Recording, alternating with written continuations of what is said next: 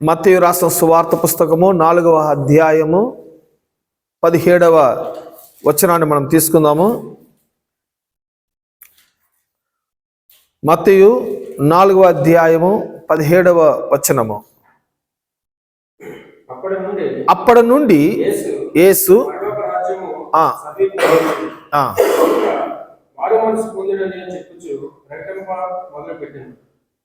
గమనించండి, యేసుక్రీస్తు ఈ లోకానికి నరుడుగా దిగి వచ్చారు. వచ్చినది మాత్రమే కాకుండా క్రైస్తవులు యేసుక్రీస్తుని ఒక ఆస్పెక్ట్లోనే చూస్తున్నారు. ఆయన ఎలా చూస్తున్నారంటే, ఆయన విమోక్షణ కొరకు, రక్షింపడ కొరకు వచ్చారు. మన పాపాన్ని మోసేదానికి మన విమోక్షించ కొరకు వచ్చారని ఆ ఒక్క చిన్న ఆస్పెక్ట్లో చూస్తున్నారు. రెండో ఆస్పెక్ట్ ఏంటంటే, మనల్ని సేవ్ చేసి హెవెన్కి తీసుకెళ్లేదానికి వచ్చారు. ఈ లిటిల్ బిట్ ఆస్పెక్ట్ దాటి ఇంకా వేరే ఒక ఆస్పెక్ట్లో ప్రభువైన యేసుక్రీస్తుని వారు గమనించేది లేదు. కానీ వాస్తవానికి బైబిల్ అనేది అదొక కింగ్డమ్ ఆఫ్ హెవెన్ యొక్క కాన్స్టిట్యూషనల్ బుక్ అయి ఉన్నది. దేవుని యొక్క రాజ్యం యొక్క చట్ట పుస్తకమై ఉన్నది. ఇక ఇక ఇక కాన్స్టిట్యూషనల్ బుక్ ఎవరికనగా సిటిజన్కి. కాన్స్టిట్యూషనల్ బుక్ ఎవరికి? సిటిజన్కి. అప్పుడు మనం ఈ యొక్క యేసుక్రీస్తు మనము చూస్తున్నాం కదా, ఇక సమ్ ప్రోడక్ట్స్ని మేక్ చేసేటప్పుడు ఆ ప్రోడక్ట్స్తో పాటు ఒక మాన్యువల్ బుక్ అని పెడతారు. అది మాన్యువల్ యూస్ కొరకు, మానవుల యొక్క యూస్ కొరకు, ఆ ప్రోడక్ట్ కొనే వారి కొరకు. అలాగనే దేవుడు నరుడిని క్రియేట్ చేసి ఈ లోకానికి నరుడిని ఆయన తీసుకొని వచ్చినప్పుడు, లోకంలో నరుడు ఎలా జీవించాలి, ఎలా నరుడు సక్సెస్ఫుల్గా బ్రతకాలి, తన లైఫ్ని ఎలా హ్యాపీగా ఉంచుకోవాలి, ఎంజాయ్ చేయాలి, లైఫ్ని జాయ్ఫుల్గా ఉంచుకోవాలి, లైఫ్ని పీస్ఫుల్గా ఉంచుకోవాలి, లైఫ్లో ఎటువంటి సమస్యలు, శోధనలు, బాధలు, ఇబ్బందులు, ఏ షట్ డౌన్ లేకుండా ఫ్రీగా ఉండాలంటే ఆ నరుడికి దేవుడిచ్చిన ఒక మాన్యువల్ బుక్ అనేది చాలా మ్యాండేట్ అయి ఉన్నది, మస్ట్ అయి ఉన్నది. సో పీపుల్ యొక్క థాట్స్ ఏంటంటే, మనం ఒక రెఫ్రిజిరేషన్ కొనుక్కుంటాము, మనం ఒక మొబైల్స్ కొనుక్కుంటాము, మనం ఒక టెలివిజన్ కొనుక్కుంటాము, దాంతోపాటు మాన్యువల్ బుక్ కూడా వస్తుంది. కానీ పీపుల్ ఆ ప్రోడక్ట్స్ని యూజ్ చేస్తారు, కానీ మాన్యువల్ బుక్ను వారు యూజ్ చేసేది లేదు. అందువలన ప్రోడక్ట్స్ గురించిన పూర్తి వివరణ ఎవరికి? గమనించండి, మీరు మొబైల్ ఫోన్ని నాకు తెలిసి మేబీ ఒక 15 years గాను, కాకపోతే ఒక 20 years గా మీరు ఉపయోగపరచచ్చు మొబైల్ ఫోన్. కానీ మీ చేతిలో ఉన్న మొబైల్ ఫోన్లో మీరు జస్ట్ ఒక 5% మీకు తెలుసు, కానీ 95% మీకు మొబైల్ గురించి తెలియదు. ఇది మొబైల్ యొక్క ప్రాబ్లం. కానీ మొబైల్లో సో మెనీ ఫీచర్స్ ఉన్నవి, సో నాకు కూడా తెలియదు మొబైల్స్ గురించి. ప్రాబ్లం, ప్రోడక్ట్స్ని 100% మీరు తెలుసుకోవాలి. 100% మీకు ఆ ప్రోడక్ట్స్ యూస్ఫుల్గా ఉండాలంటే కంపల్సరీ మీరు మాన్యువల్ బుక్ గమనించాలి. మాన్యువల్ బుక్లో ఉన్నది ఆ ప్రోడక్ట్స్ గురించి యొక్క పూర్తి వివరణ. అలాగనే దేవుడు తన పోలిక చెప్పన, తన ఛాయ చెప్పన, తన రూపము చెప్పన నరుడిని చేయుదుముగాక అని చెప్పి నరుడిని చేసి నరుడికి ఒక మ్యాండేట్ కూడా ఇస్తున్నారు ఆయన. ఆ మ్యాండేట్ ఏంటంటే ఈ యొక్క మ్యాండేట్ ఏంటి? క్రియేట్ చేసినప్పుడు భూమి ఆకాశము సమస్తము నీ వశమై ఉన్నది, సమస్తము ఏలుదురుగాక. చెప్తాము, సమస్తము ఏలుదురుగాక. ఈ ఏలుదురుగాక అనేది డొమైన్ అని చెప్పబడుతుంది. ఇంగ్లీష్ పదంలో డొమైన్ అనగా రూల్. చెప్తాము, రూల్ చేయండి, మేనేజ్ చేయండి, కంట్రోల్ చేయండి. ఎలా రూల్ చేసేది, ఎలా మేనేజ్ చేసేది, ఎలా కంట్రోల్ చేసేది, వీటన్నిటికీ మనకి ఆన్సర్ ఇచ్చేది దేవుని యొక్క వాక్య భాగమై ఉన్నది. సో క్రిస్టియానిటీ పీపుల్ ఈనాడు క్రీస్తుని బిలీవ్ చేస్తున్నారు, కానీ క్రైస్తవ జీవితం అనేది వారికి అందుబాటులో లేకుండా పోయి ఉన్నది. క్రైస్తవ జీవితం అంటే ఏమని తెలియకుండా ఉన్నది. కానీ అందరూ కూడా నేను క్రైస్తవం బిలీవ్ చేస్తున్నానని చెప్తున్నారు. సరే, ఇప్పుడు చూడండి, మొబైల్ ఫోన్ అనేది ఈనాడు చాలా చవకైపోయింది, చాలా చీప్ అయిపోయింది. ఎవరైనా మొబైల్స్ వాడచ్చు, ఎవరైనా మొబైల్స్ కొనుక్కోవచ్చు కూడా. మొబైల్ ఫోన్ ఏ రీతిగా ఈనాడు మనము జస్ట్ ఒక స్మాల్ కొంచెం ధనం పెట్టి మొబైల్ ఫోన్ కొనుక్కుంటున్నామో, ఓన్ చేసుకుంటున్నామో, అలాగనే క్రీస్తును కూడా ఈనాడు బిలీవ్ చేస్తున్నారు, క్రీస్తు దగ్గరికి వస్తున్నారు అని. కానీ క్రైస్తవ జీవితం యొక్క ఎసెన్స్ తెలియకున్నారు. క్రైస్తవ జీవితం అంటే ఏంటి, ఆ క్రైస్తవ జీవితం యొక్క ఫుల్ఫిల్ లైఫ్ అంటే ఎటువంటిది, ఆ క్రైస్తవ జీవితం యొక్క బ్లెస్సింగ్స్ ఎటువంటిది, ఆ క్రైస్తవ జీవితం యొక్క హ్యాపీ ఎలా ఉంటుంది, వీటి గురించిన వివరణ క్రైస్తవులకి అందుబాటులో లేకుండా పోయి ఉన్నది. ఏమేన్ రీజన్ ఏంటనగా, వారు మందిరానికి వెళ్తున్నారు, పెద్ద పెద్ద గ్రంథాలు తీసుకెళ్తున్నారు, కానీ వారు వినేది అక్కడ దేవుని యొక్క బైబిల్ గ్రంథం యొక్క వాక్యం కాదు, అక్కడ నిలుచుకుని ఉన్న పాస్టర్ గారి యొక్క ఎక్స్పీరియన్స్, ఏమేన్ అనుభవాలు, స్టోరీస్, చరిత్రలు, కథలు, ఇవన్నీ వింటున్నారు.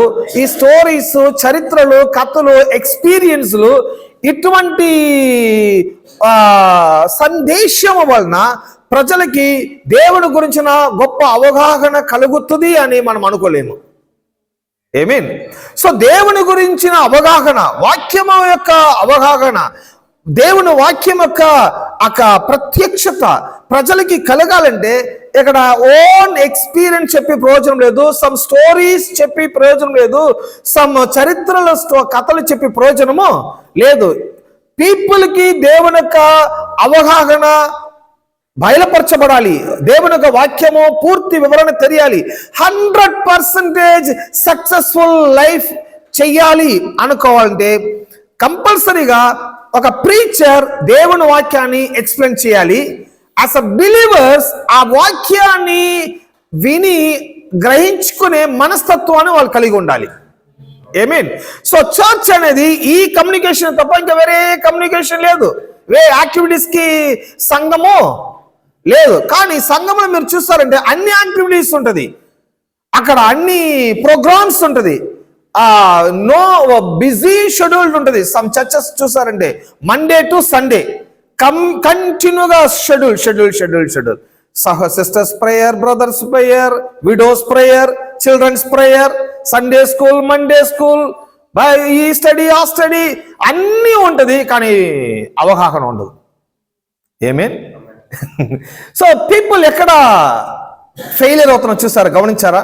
సో ఇది దీని యొక్క మెయిన్ రీజన్, చర్చ్ అనేది దేవుని యొక్క వాక్యాన్ని ప్రజలకి అల్టిమేట్ గా టీచ్ చేసి అల్టిమేట్ లివింగ్ లైఫ్ చేపించాలి. ఐ అల్టిమేట్ గా వాళ్ళు జీవించాలి, సక్సెస్ఫుల్ లైఫ్ చేయాలి. అప్పుడు వారికి దేవుని యొక్క వాక్యం యొక్క పూర్తి వివరణ వారు కలిగి ఉండాలి. అదే నేను చెప్పేది. ఒక మొబైల్ మీరు వాడుతున్న మొబైల్లో మీకు జస్ట్ ఒక 5%, 10% తెలిసే కానీ 90%, 80% పీపుల్కి తెలియకుండా ఉన్నది. సో వారు వాడుతూనే ఉన్నారు, ఎవ్రీ 3 years ఒక మొబైల్ చేంజ్ చేసుకుంటూనే ఉన్నారు, ఎవ్రీ మొబైల్ న్యూ ఫీచర్స్ వస్తూనే ఉన్నది, న్యూ సాఫ్ట్వేర్ వాళ్ళు పంపిస్తూనే ఉన్నారు. కానీ అందరికీ అన్నీ తెలుసు అండి, అందరికీ అన్నీ తెలియదు. జస్ట్ ఏదో ఒక కాల్ వస్తే వాడతాము, రింగ్ టోన్ చేంజ్ చేసుకుంటాము, వాట్సాప్ మెయిల్, జస్ట్ ఈ పర్పస్ కొరికే వాడుతున్నా. కానీ మీరు 45,000కి మొబైల్ కొన్నా, 50 lakhsకి మొబైల్ కొన్నా 100% పీపుల్కి వారు ఉపయోగపడుతున్న ప్రోడక్ట్స్ గురించి వాళ్ళకి తెలియలేదు. ప్రోడక్ట్స్ ఎలాగా మీకు 100% మీకు తెలియకుండా మీరు ప్రోడక్ట్స్ యూజ్ చేస్తుంటున్నారు. యాజ్ అ మ్యాన్, మానవుడు కూడా దేవుడు ఎటువంటి పర్పస్ తో నరుడిని క్రియేట్ చేశాడో ఆ పర్పస్ ని నరుడు కూడా 100% తెలియకుండానే జస్ట్ ఏదో 5%, 10% తెలిసి జీవిస్తుంటున్నాడు. కానీ క్రైస్తవ జీవితం అనేది మీరు ఒక 5-10% జీవించే జీవితాన్ని కాదు. దేవుడు మిమ్మల్ని అమూల్యమైన రక్తం చేత విమోక్షించుకున్నది. మిమ్మల్ని విమోక్షించుకున్నది ఎందువలనగా 100% క్రైస్తవ యొక్క బ్లెస్సింగ్స్ ని, క్రీస్తు యొక్క ఆశీర్వాదాలని మీరు పొంది సక్సెస్ఫుల్ లైఫ్ చేయాలనే దానికి దేవుడు తన అద్వితీయ కుమారుడిని లోకానికి పంపించి ఆయన కల్వరి శిలువ మరణం ద్వారా ఆయన అమూల్యమైన రక్తము చేత ఆయన మనల్ని రక్షించుకొని ఉన్నాడు. ఇంత పెద్ద ప్రాజెక్ట్ దేవుడు చేసేది ఎందుకంటే ఒక 5% మీరు బ్లెస్సింగ్ అయితే అని చాలు కాదు, ఒక 5% మీరు ఒక క్రైస్తవ జీవితాన్ని చేస్తే చాలు అనేదాన్ని కాదు, 100%. ఏమేన్ ఎంతమంది ఆమె అన్నారు? 100%. సో పీపుల్ క్రైస్తవ ప్రజలు వాస్తవముగానే 100% వారు సక్సెస్ఫుల్ లైఫ్ చేస్తున్నారంటే లేదు, 100% సక్సెస్ఫుల్ లైఫ్ చేసేలేదు. వారు క్రైస్తవ ప్రజలు అడిగారంటే వారు అంటున్నారు, ఈ లోకములో మనకి విరోధి అపవాది అంటున్నారు కదా, సాతాను మనకు ఎనిమి, లేకపోతే పాపము మనకి ఎనిమి అంటున్నారు. సో ఈ రెండు డైమెన్షన్ ని పీపుల్కి బోధిస్తున్నారు. మీరు పాపానికి వ్యతిరేకించండి, అపవాదిని ఎదిరించండి. క్రిస్టియన్స్ ఏమనుకుంటున్నారంటే మన ఫెయిలియర్కి, మన యొక్క రోగానికి, మన జీవితంలో ప్రతి సమస్యలకి ఈ అపవాది, ఈ పాపమే రీజన్. మనము ఉపవాసం చేత, ప్రార్థన చేత ఈ అపవాదిని, పాపాన్ని వెళ్ళగొట్టడానికే పీపుల్ ప్రయత్నం చేస్తూ ఉన్నారు. లైఫ్ లాంగ్ రక్షణ పొందిన దినం నుండి వారి జీవితాంతము వారు దేంతో పోరాడుతూ ఉంటున్నారంటే అపవాదిని వెళ్ళగొట్టడానికి, పాపాన్ని జయించేదానికి అపవాదిని. ఈ టూ అసైన్మెంట్ తప్ప వేరే అసైన్మెంట్ లేదు క్రిస్టియన్స్ కి. ఏమేన్ ఈ రెండు అసైన్మెంటే. ఇదే మేజర్ ఇష్యూ అనుకుంటున్నారు, పాపము అపవాది. కానీ బైబిల్ అంటున్నది పాపము మీ ఎనిమి కాదు, అపవాది మీ ఎనిమి కాదు. ఒక మనిషి ఫెయిలియర్ అవుతున్నాడు, ఒక మనిషి రోగంలో పడిపోతుంటున్నాడు, ఒక మనిషి ముందుకు రాలేకుండా, సక్సెస్ఫుల్ లేకుండా, సంతోషం లేకుండా, సమాధానం లేకుండా, బ్లెస్సింగ్స్ లేకుండా ఒక పర్సన్ ఉన్నాడంటే దానికి మేజర్ రీజన్ అపవాదియో పాపమో కాదు, వాని యొక్క ఇగ్నోరెన్స్ కానీ మనం ఎలా చెప్పేది, వాని యొక్క అజ్ఞానము. అజ్ఞానము. ఈ యొక్క అజ్ఞానమే నరుడిని ఫెయిలియర్ కిందకి తీసుకెళ్ళిపోతుంది. కానీ క్రిస్టియన్స్ ఏమనుకుంటున్నారంటే వాడి ఫెయిలియర్ కి అపవాది రీజన్ అనుకుంటున్నాడు,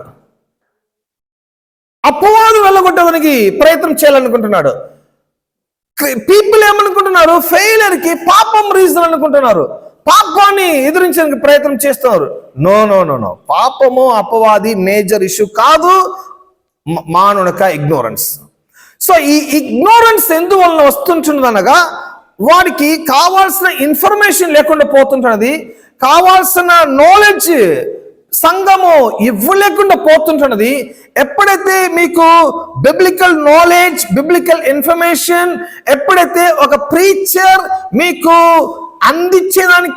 అందింపలేకుండా పోతుంటున్నారో అక్కడ కంపల్సరీగా ఇగ్నోరెన్స్ ఫామ్ అవుతూ ఉంటది, అజ్ఞానం ఫామ్ అవుతూ ఉంటది. అందువల్లనే స్కూల్స్కి ఎందుకు పంపిస్తున్నాము, మనము పిల్లల్ని అజ్ఞానంతో ఉండకూడదు, జ్ఞానం కలిగి ఉండాలి. స్కూల్స్కి వెళ్ళే దాని వలన పిల్లలు సమ్ ఇన్ఫర్మేషన్ వింటున్నారు, సమ్ సిలబస్ వాచ్ చేస్తున్నారు. సో దీనివల్ల స్టెప్ బై స్టెప్ గా చిల్డ్రన్స్ నాలెడ్జబుల్ గా వాళ్ళు మారుతూ ఉంటున్నారు. మీన్ స్కూల్ ఏ రీతిగా ఆ యొక్క ప్రాజెక్ట్ ని వారు కంప్లీట్ చేస్తున్నారో సంఘము కూడా సేమ్ కాన్సెప్ట్ అయి ఉన్నది. సంఘము ప్రజలకి దేవుని యొక్క వాక్యాన్ని వివరించాల్సిన అవసరమై ఉన్నది. పీపుల్ కూడా దేవుని యొక్క వాక్యాన్ని వినేది అవసరమై ఉన్నది. ఈ వినే దాంట్లో చాలా గమనంతో ఉండాలి. మనము ఎటువంటిది వింటున్నాం అనేది గమనించాలి. మీన్ సో సంఘం ప్రజల్ని ఆకర్షించాలి, ప్రజల్ని టీచింగ్ గమనించే చేయాలంటే వారికి సమ్ స్టోరీ చెప్తారు. అత్తల కథలు, కోడల కథలు, గృహం కథలు, ఇంట్లో వంట వండే కథలు, ఇంకా జర్నీ స్టోరీస్, ఇంకా పరిచర్య స్టోరీస్, ఇంకా పాస్టర్ యొక్క ఓన్ ఎక్స్పీరియన్స్, ఇవన్నీ ప్రజలు కూడా ఆహా ఆహా అని వింటూ ఉన్నారు. కానీ దీనివల్ల ఒక బిగ్ ఫెయిలియర్ కి ఆ సంఘమే వాళ్ళు నడిపిస్తూ ఉంటున్నది. ఏమైంది? కానీ యేసుక్రీస్తు ఈ లోకానికి దిగి వచ్చినప్పుడు అప్పటి నుండి సో ఆయన ప్రీచింగ్ దేనికి సంబంధించిందంటే అల్టిమేట్ ప్రీచింగ్ అయినది, ఇంతవరకు ఎవరు చెప్పలేని ప్రీచింగ్ ఉన్నది. మారు మనస్సు పొందుడి, పరలోక రాజ్యము సమీపించి ఉన్నది.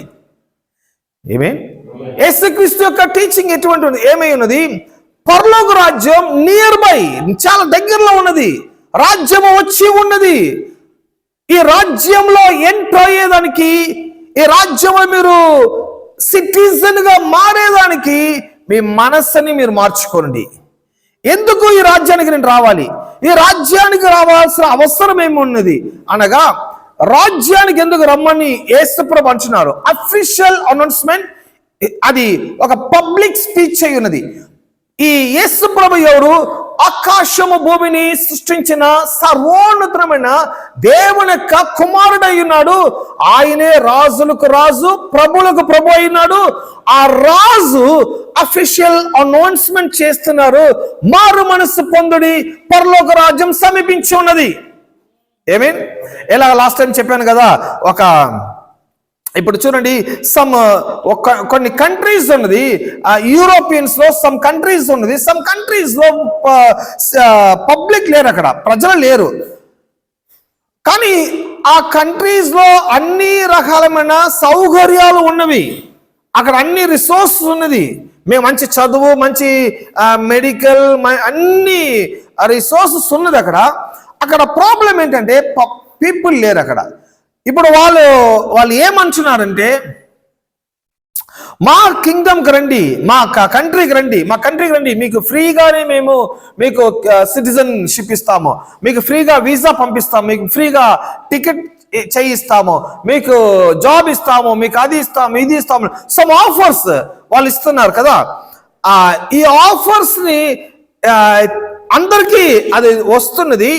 ఎవరు వెళ్ళేదానికి సిద్ధం అవుతారంటే, వారు ఉండే కంట్రీలో వారికి మంచి జాబ్ లేకుండా, మంచి సెక్యూరిటీ లేకుండా, మంచి ఒక ఫుడ్ లేకుండా, మంచి ఎడ్యుకేషన్, మంచి భవిష్యత్తు లేకుండా ఉన్నదని ఎవరైతే వారికి ఓన్ కంట్రీ సిటిజన్ ఫీల్ అవుతారో అటువంటి వారు టేకఫ్ అయిపోతారు. అప్పుడు యేసు ప్రభు ఈ లోకానికి దిగి వచ్చి ఆయన మారు మనస్సు పొందుడి, పరలోక రాజ్యం సమీపించింది అనేది పబ్లిక్ గా ఆయన ఎందుకు స్పీచ్ ఇస్తున్నాడంటే, ఈ లోకంలో ఎవరు కూడా దేవుడు లాంటి ఒక లైఫ్ ఎవరి వలన ఇచ్చేదానికి అవ్వదు, దేవుడు లాంటి ఒక బ్లెస్సింగ్స్ ఎవరి వలన కూడా ఇవ్వలేరు. అందువల్ల దేవుడు యేసు ప్రభు అంటున్నారు, ఈ రాజ్యానికి రండి, ఈ రాజ్యంలో రాజు ఉన్నారు, ఆ రాజే దేవుడై ఉన్నారు, ఆ దేవుడు సమస్తము మీకు అనుగ్రహించడానికి సిద్ధముగా ఉన్నారు. రాజు యొక్క రూలింగ్ షిప్ కి వచ్చేసింది, రాజు యొక్క కింగ్డమ్కి వచ్చేయండి.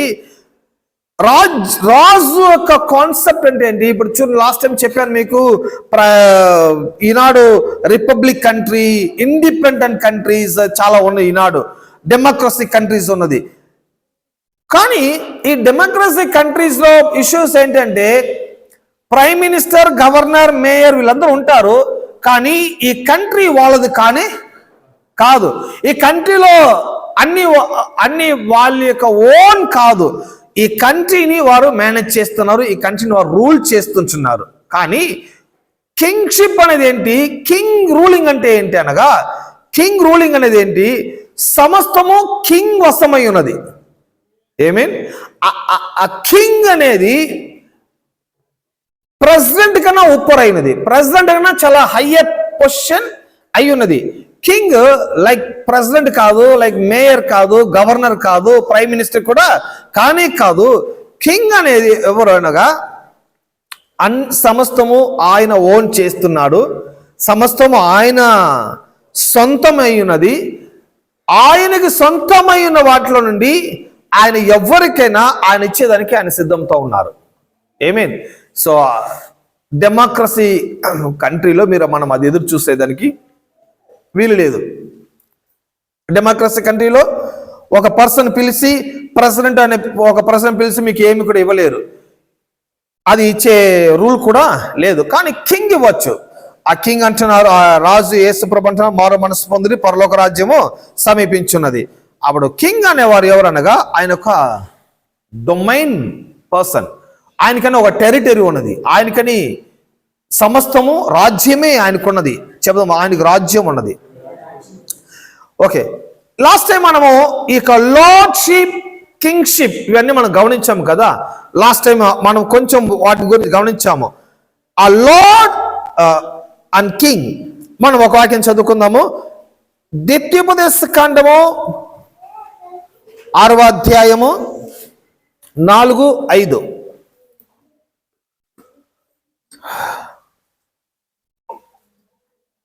ఇశ్రాయేలు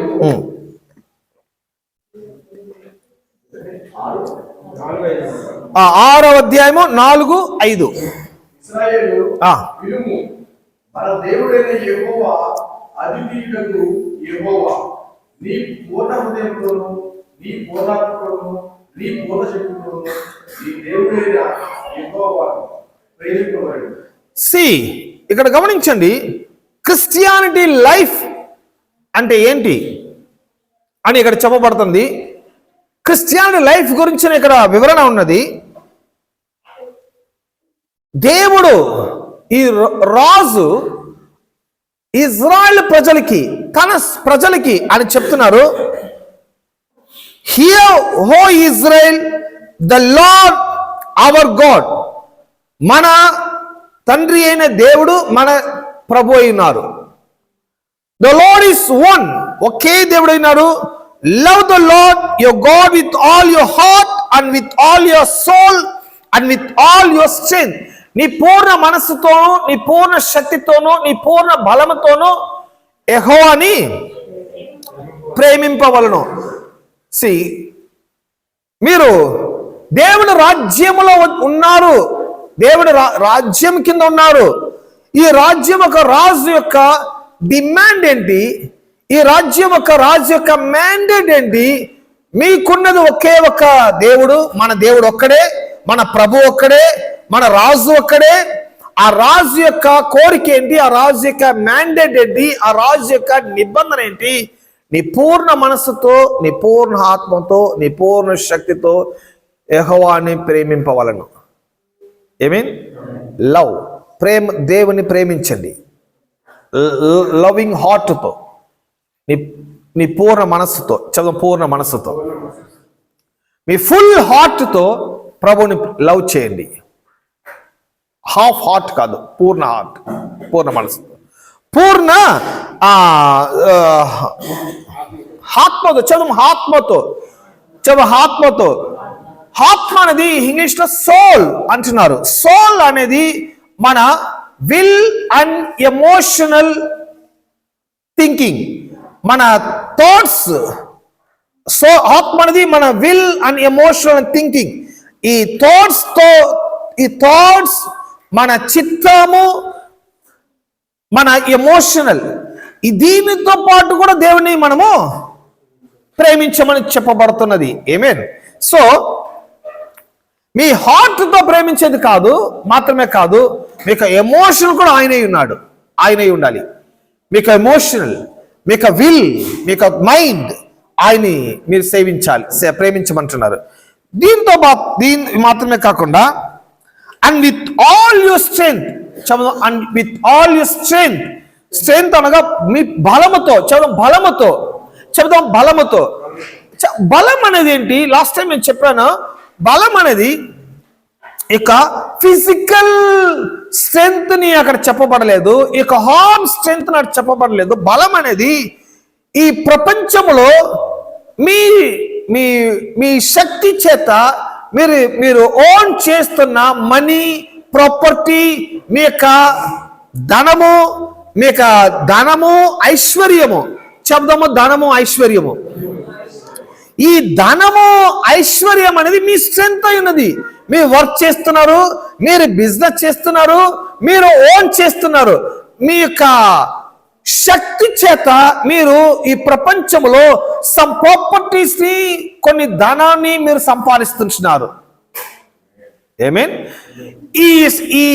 ఈ సంపాదించే శక్తిని, బలాన్ని ఇచ్చినది ఎవరు? దేవుడు. దేవుడే మీకు ఆ శక్తిని, బలాన్ని ఇస్తున్నాడు. కాబట్టి దేవుడు మీకు ఆ బలాన్ని, శక్తిని ఇస్తున్నాడు. కాబట్టి మీరు మీ దేవుణ్ణి మీ శక్తిని ఇచ్చి ఆయన ప్రేమించండి.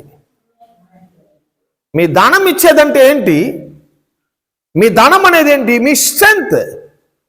మీ స్ట్రెంగ్త్ ఎంతని చూపిస్తున్నారు. ప్రభువా, ఇంత సంపాదించడానికి మీరు నాకు శక్తినిచ్చారు. మీరిచ్చిన ఈ సంపాద్యాన్ని, మిమ్మల్ని నేను ప్రేమిస్తున్నాను అనేది నా నోటి మాటతో కాదు, నా శక్తి చేత, నేను ఇచ్చే విధము చేత నేను వాడిని బయలుపరుస్తున్నాను. ఆమేన్. సో ఆఫరింగ్ టైం అనేది ఏంటి? దేవుడు మిమ్మల్ని బ్లెస్ చేస్తున్నాడు, దేవుడు మిమ్మల్ని దీవించి ఆశీర్వదిస్తున్నాడు. మీకు శక్తి ఉన్నది, కానీ మీ శక్తితో దేవుణ్ణి ప్రేమించేదానికి వెనకబడుతున్నారు. ఆమేన్. మనం ఆ శక్తిని చూపించలేము. మనం ఎంతసేపైనా ప్రార్థన చేస్తాము, ఎంతసేపైనా మనము గట్టిగా వర్షిప్ చేస్తాము, కన్నీటి కూడా కారుస్తాము. కన్నీళ్ళు చిందమన్నా రెడీ, బ్లడ్ చిందమన్నా రెడీ. మీ కన్నీటి చేత, మీ బ్లడ్ చేత దేవునికి ఏ ప్రయోజనమో లేదు. దాన్ని పెట్టి మనము ఒక థింగ్స్ కూడా కొనలేము. కానీ దేవుడు అంటున్నాడు, మీ పూర్ణ శక్తితో దేవుని ప్రేమించండి. సో ప్రేమ అనేది ఏంటి? ప్రేమ ఎలా వెల్లడింపబడుతున్నది? మీరు ఇచ్చేదాని వలన, మీరు చెప్పేదాని వలన కాదు, మీరు ఇచ్చేదాని వలన. ప్రభువా, నేను ప్రేమిస్తున్నాను నా పూర్ణ మనసుతో, నా పూర్ణ ఆత్మతో, నా పూర్ణ శక్తితో. సో క్రిస్టియన్ పీపుల్ ఎక్కడ ల్యాక్ అయిపోతున్నారు, ఎక్కడ వెనకెళ్ళిపోతున్నారంటే, ప్రభువా, ఎంత పూర్ణ హార్ట్తోనే ప్రేమిస్తానో, ఎంత పూర్ణ ఆత్మతో ప్రేమిస్తానో, కానీ శక్తితో ప్రేమించలేను. శక్తి అనేది నా లైఫ్, శక్తి అనేది నా భవిష్యత్తు. ఇది లేకపోతే మా బ్రతుకు లేదు. ఇది పెట్టి మేము నెక్స్ట్ దినాన్ని ప్లాన్ చేస్తున్నాము, నెక్స్ట్ ఇయర్ ప్లాన్ చేస్తున్నాము. ఇది పెట్టి మేము ల్యాండ్ కొనాలి, గోల్డ్ కొనాలి, పాపకు ఫీజు కట్టాలి, మెడికల్ చూడాలి. ఇది మా శక్తి. సో ఎప్పుడైతే మీరు దేవునికి మీ శక్తిని చేత ప్రేమించలేకపోతున్నారో, మీ శక్తి రాను రాను వీక్ అవుతూ ఉంటుంది. శక్తి రాను రాను వీక్ అవుతూ ఉంటుంది. ప్రాస్పరిటీ డౌన్ అవుతూ ఉంటుంది. మీ యొక్క ఎకనామిక్స్ డెవలప్ లేకుండా కిందకి వెళుతూ ఉంటుంది. క్రిస్టియానిటీ పీపుల్ ఎందుకు ఎకనామిక్స్ గా, ఫైనాన్షియల్ గా వీక్ అయి ఉన్నారంటే, క్రిస్టియానిటీ పీపుల్ వారు ఎంత గట్టిగా అరిసి ప్రార్థన చేస్తారు, కానీ క్రిస్టియానిటీ పీపుల్ కి ఎక్కడ హార్ట్ లేకుండా పోయిందంటే, ఫుల్ గా వారు ఇచ్చేదానికి వారికి శక్తి లేకుండా పోతున్నది. ఆమేన్. ఇవ్వాలన్నప్పుడు సమ్ కాయిన్స్ తీసుకొని వస్తున్నారు పీపుల్. మీరు దేవుణ్ణి రాజుగా భావిస్తున్నారంటే, మీరు ఏ రాజుకైనా మీరు కాయిన్స్ వేస్తారా? ఏ రాజుకైనా చెల్లలేని కాగితాలు వేస్తారా? నో. సో మీరు ఇచ్చేది దేవునికి, రాజుకి, నన్ను రక్షించిన దేవునికి, నన్ను బలపరిచే దేవునికి, నన్ను దీవించే దేవునికి, నన్ను ఆశీర్వదించే దేవునికి, నా భవిష్యత్తు అంతా ఆయన చేతిలో ఉన్నది. సో అటువంటి దేవునికి నేను ఇచ్చే కరెన్సీ కూడా ప్యూర్గా ఉండాలి. హలో, కరెన్సీ కూడా ప్యూర్గా ఉండాలండి. సమ్ పీపుల్ కరెన్సీని నలకి మిగిలిపేసేస్తున్నారు. Currency pure, heart pure, mind pure. Property చేత. సో ప్రాపర్టీ నేను దేవునికి నా శక్తి ఎంతని. సమ్ టైం చూడండి, ఫ్యామిలీ వెడ్డింగ్ టైంలో చూడండి, ఫ్యామిలీ వెడ్డింగ్ టైంలో ఒక గర్ల్కి, ఒక అమ్మాయిని ఒక అబ్బాయికి ఇచ్చేటప్పుడు ఆ పేరెంట్స్ ఎంతైనా ఎక్కువ కట్నం ఇవ్వాలి అని పేరెంట్స్ తలం పోయినది. ఎందుకంటే ఎంత కట్నం తీసుకెళ్తున్నదో అమ్మాయి అంత పవర్ఫుల్గా ఉంటుంది అక్కడ. మీన్ కట్నం అనేది ఫాదర్ యొక్క స్ట్రెంగ్త్. ఈ ఫాదర్ స్ట్రెంగ్త్ ట్రాన్స్ఫర్ అవుతున్నది అమ్మాయికి. మీన్ ఎక్కువ కట్నంతో వెళ్ళేవారు చాలా ప్రౌడ్గా ఉంటారు. మీన్ చాలా ధైర్యంతో ఉంటారు. ఎందువలనగా వాళ్ళు వీక్గా రాలేదు, స్ట్రెంగ్త్తో వచ్చినారు.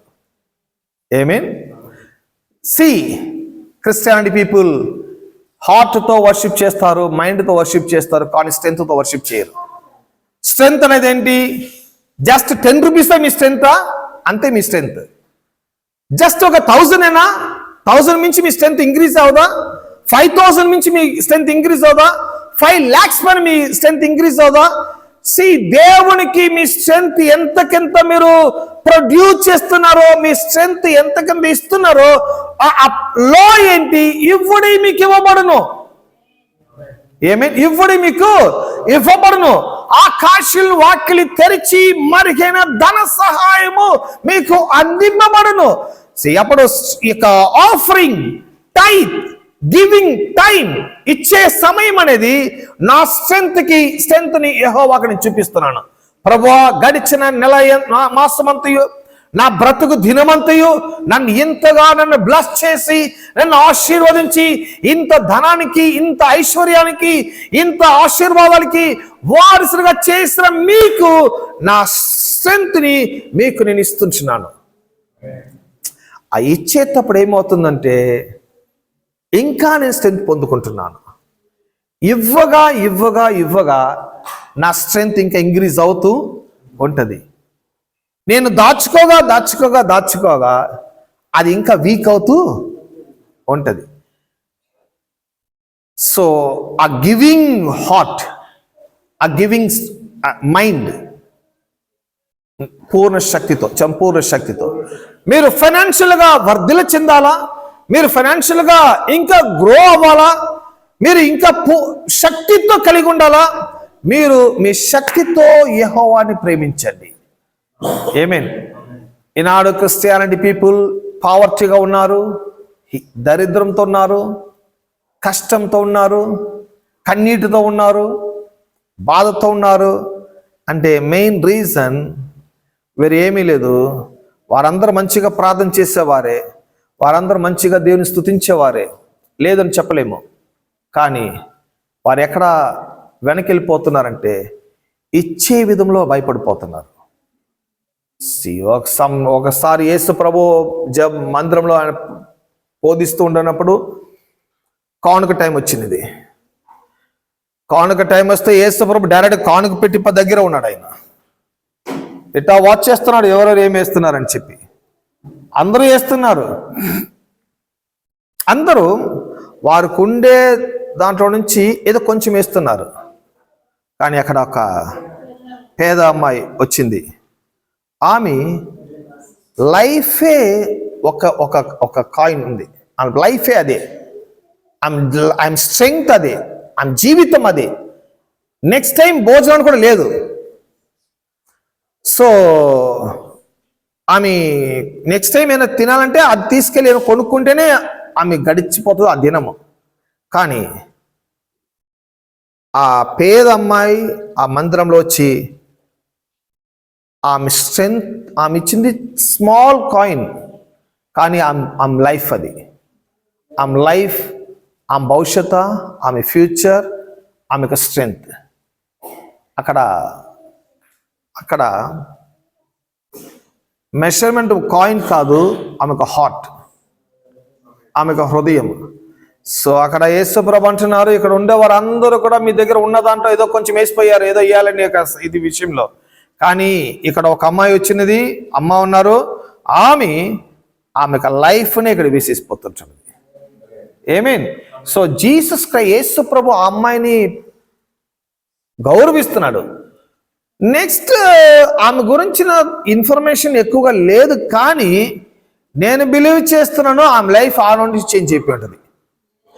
ఆమె లైఫ్ ఇట్లా ఒక కాయిన్స్తో బతికే లైఫ్గా ఉండకుండా చాలా శక్తిని, చాలా ఆశీర్వాదాన్ని ఫైనాన్షియల్గా ఆమె పొంది జీవిస్తూ ఉంటుందని నేను బిలీవ్ చేస్తున్నాను. ఎందుకంటే దేవునికి ఇచ్చిన ఆమె ఎవరు కూడా దీనులుగా మారింది లేదు. దేవునికి ఇచ్చిన ఆమె ఖచ్చితంగా బ్లెస్ అయి ఉంటుంది. కాబట్టి ఈ యొక్క కింగ్షిప్ గురించి మనం చదివేటప్పుడు దేవుడు రాజు అంటున్నాము. ఆ రాజు యొక్క డిమాండ్ ఏంటి? నీ పూర్ణ మనసుతో, నీ పూర్ణ శక్తితో, నీ పూర్ణ బలముతో యెహోవాను ప్రేమించును గాక. సో ఇచ్చేదేంటి? నా ప్రేమని నేను బయలుపరుస్తున్నాను. నేను కానుక ఇచ్చేటప్పుడు, నా 10వ దశమ భాగం ఇచ్చేటప్పుడు, నాకున్న ప్రాపర్టీని ఇచ్చేటప్పుడు, నాకున్న గోల్డ్ని ఇచ్చేటప్పుడు, నాకున్న సిల్వర్ని ఇచ్చేటప్పుడు, నాకున్న డైమండ్ ఇచ్చేటప్పుడు, నాకున్న శక్తిని దేవుడికి ఇచ్చేటప్పుడు దేవుడిని ఇంతగా ప్రేమిస్తున్నాను.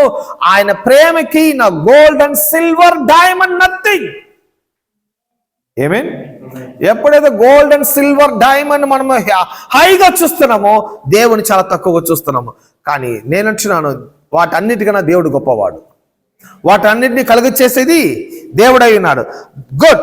రెండోది కింగ్ అండ్ లార్డ్. ఇది గురించి చదువుకున్నాం కదా. దేవుడు. ఇంకొక వాక్యం చదవండి.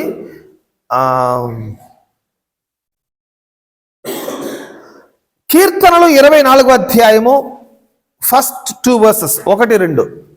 కీర్తనలు 24వ అధ్యాయం మొదటి 2 వచనములు. భూమియు దాని సంపూర్ణతయు లోకమును దాని నివాసులను యెహోవాయే. ఆయన సముద్రముల మీద దానికి పునాది వేసెను. ఇక్కడ గమనించండి. The earth is the Lord's and everything in it, the world and all who live in it, for he founded it upon the seas and established it upon the waters. The earth is the Lord. ఈ భూమి యెహోవా అయ్యున్నది. భూమి యెహోవాది అయ్యున్నది. ఆమేన్. భూమి చదవం. భూమి భూమి చదవం. భూమి earth. Earth earth అంటే ఏంటి? ఇది ఒక మెటీరియల్ వరల్డ్. ఈ ఎర్త్ లో పూర్తిగా సమ్ మెటీరియల్స్ ఈ ఎర్త్ లో ఉన్నది. సిల్వర్, డైమండ్, గోల్డ్, అన్ని రకమైన రిసోర్సెస్ ఈ ఎర్త్ లో ఉన్నది. ఆమేన్. దేవుడు మిమ్మల్ని మీకు ఇచ్చిన భూమి ఎంటీ భూమియా? హలో, మీరు జీవించే ఎర్త్ ఎంటీ ఎర్త్? మీ ఎర్త్ లో ఏమీ లేదా? నో. సమస్త రిసోర్సెస్ ఈ ఎర్త్ లో ఉన్నది. గోల్డ్, సిల్వర్, డైమండ్ అన్ని ఉన్నది. ఇవన్నీ దేవునిదై ఉన్నది. దేవుని దగ్గర నుండి సమ్ మెటీరియల్స్ మీకు వశమై ఉన్నది. Some gold and silver, land, ఇవన్నీ మీకు వశమైనది. దేవునిది మీకు ఇచ్చినారు. దేవుడు ఇవ్వకపోతే మనం ఏమి పొందుకోలేము వాస్తవానికి. ఆమేన్. దేవుడు ఇవ్వకపోతే మనం ఏమీయో పొందుకోలేము. దేవుడు ఇచ్చాడు. ఇవన్నీ దేవుని యొక్క కృప అయి ఉన్నది. ఇవన్నీ దేవుని యొక్క శక్తి అయి ఉన్నది. అది నేను ఎలా రివీల్ చేస్తున్నాను, ఎలా వాటిని బయలుపరుస్తానంటే యెహోవా మందిరానికి తీసుకొని వచ్చి ఆయన ఇచ్చిన బ్లెస్సింగ్స్ ని ఆయనకి ప్రార్థన చేసి ఆయనకి ఇచ్చేటప్పుడు, ప్రభువా వీటి దేనికి నేను హరుగండి కాదు, నన్ను ఇంతగా మీరు బ్లెస్ చేసి నన్ను ఇంతగా దీవించినారు, నా శక్తి దీనితో నిన్ను మేము వర్షిప్ చేస్తున్నాను అనేది ఇచ్చేది కూడా ఒక వర్షిప్ అయి ఉన్నది. కానుకలు ఇచ్చేది కూడా అదొక వర్షిప్. ఆ కానుకల్ని ప్రభు చూస్తున్నారు. మీ శక్తి ఎంతని చూస్తున్నారు. మీకు హార్ట్ దేవునితో ఎంత క్లోజ్ గా ఉందని కూడా చూస్తున్నారు. ఆమేన్. గమనించండి, ఒక యజమానుడి ఇంట్లో పని మనిషికి కుమార్తెకి పెళ్లి అవుతున్నది. యజమానుడు కుమార్తెకి పెళ్లి అవుతున్నది. ఆ ఇంట్లో ఆ యజమానుడు పని మనిషికి శాలరీతో పాటు జస్ట్ ఒక స్మాల్ గిఫ్ట్ ఇచ్చి పంపిస్తారు అంతే, ఫుల్గా ఇవ్వరు. కానీ కుమార్తె వెడ్డింగ్ కట్ట కాదు, ఆయన హార్టే ఇచ్చేస్తాడు. ఆ ఫాదర్ ఆయన హృదయాన్ని వాళ్ళ కుమార్తెకి ఇస్తారు. ఏమైనా కొనుక్కో, ఏమైనా తీసుకో, ఏమి కావాలి. సో దట్స్ లవ్, అది ప్రేమ. సో ఇచ్చేది అనేది దేవుని నేను ఎంతగా ప్రేమిస్తున్నాననేది మీరు ఇచ్చే దాంట్లో తెలుస్తుంటున్నది. మీరు ఎంతగా దేవుని ప్రేమిస్తుంటున్నారు, దేవుడు మీకు ఎంత ఇస్తున్నారు, దేవుడు మిమ్మల్ని ఎంతగా బ్లెస్ చేస్తున్నారు, దాంతో మీరు ఎంతగా దేవుని వర్షిప్ చేస్తున్నారు అనే దాంట్లో దేవుడు మీ హార్ట్ని గమనిస్తున్నారు. సో గమనించండి, దేవుడు మీకు సమస్తము ఆయన కృపచేత ఆయన కలుగు చేస్తున్నాడు. ఆయన రాజు అయినాడు, ఆయన ప్రభు అయినారు. సమస్తము ఆయనదై ఉన్నది. ఆయన లేకపోతే మనకి ఏమి కలగబోయేది లేదు. ఇంకొక వాక్యాన్ని కూడా చదువుకుందాము. నిర్గమకాండము 7వ అధ్యాయము 5వ వచనము. And the Egyptians will know that I am the Lord when I strength out my hand against Egypt and bring the Israelites out of it. నిర్గమకాండము 7:5. నేను ఐగుప్తు మీద నా చెయ్యి చాపి ఇశ్రాయేలీయులను వారి మధ్య నుండి రెప్పింపగానే నేను యెహోవానని ఐగుప్తీయులు తెలుసుకుందురని. ఓకే, కీర్తనలు 8వ అధ్యాయము 1వ వచనము.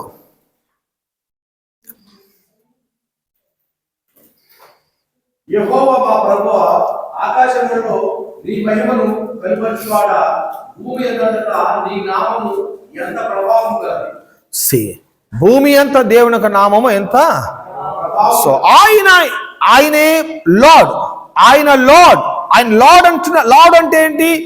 సమస్తము ఆయనదై ఉన్నది, అందువల్లనే ఆయన మనం లార్డ్ అని చెప్తుంటున్నాము. ఇంకొక వాక్యం చదువుకుందాము. హగ్గాయ్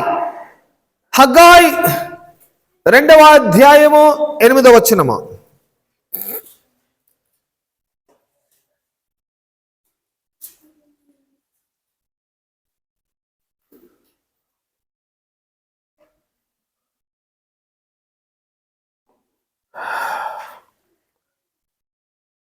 హగ్గాయ్ 2:8.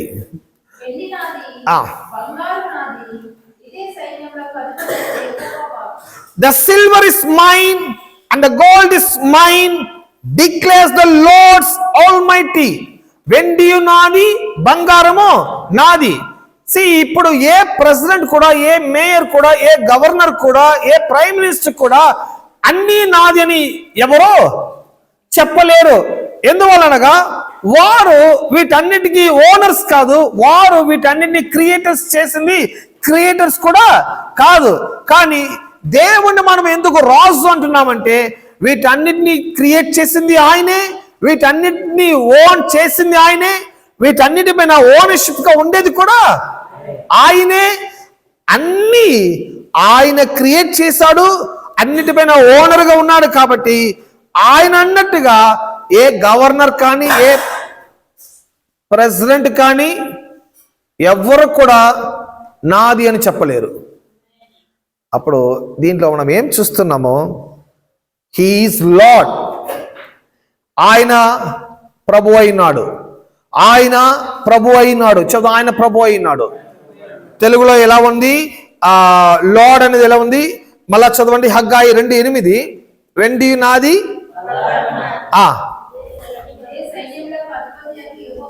యెహోవా అనేది ప్రభు, లార్డ్, యావే అని చెప్పబడుతున్నది. అప్పుడు మనం ఎవరిని ప్రేమిస్తున్నాము, ఎవరిని వర్షిప్ చేస్తున్నాము అనగా ప్రభు అయిన యెహోవా దేవుని మనము వర్షిప్ చేస్తున్నాము.